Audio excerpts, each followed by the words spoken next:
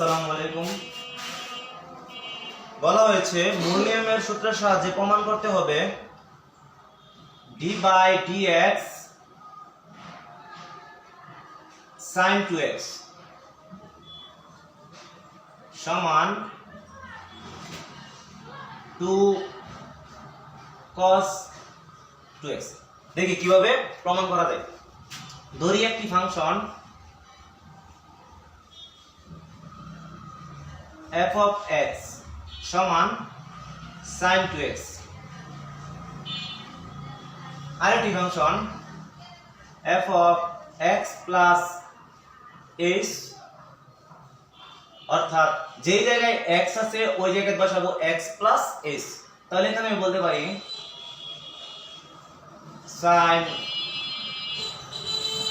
2x plus 2h, এটা বলা যায়। মূল নিয়মের সূত্র থেকে আমরা জানি d by dx sin 2x সমান লিমিট h টেন্ডস 0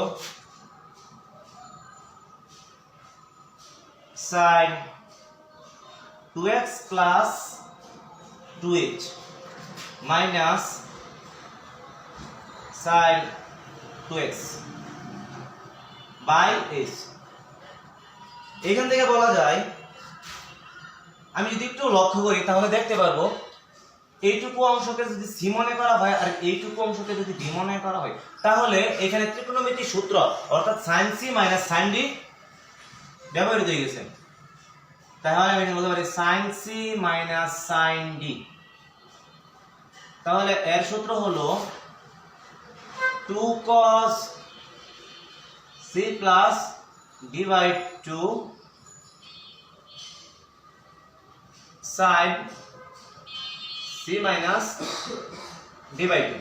তাহলে এই সূত্রটা যদি আমি এখানে অ্যাপ্লাই করি তাহলে লিখতে পারি limit h tends 0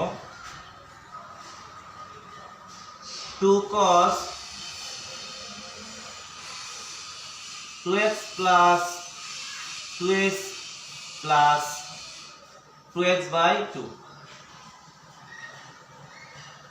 into sin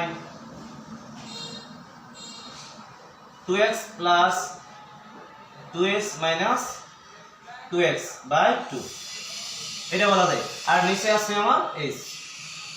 আচ্ছা, লিমিট h টেন্ডস 0।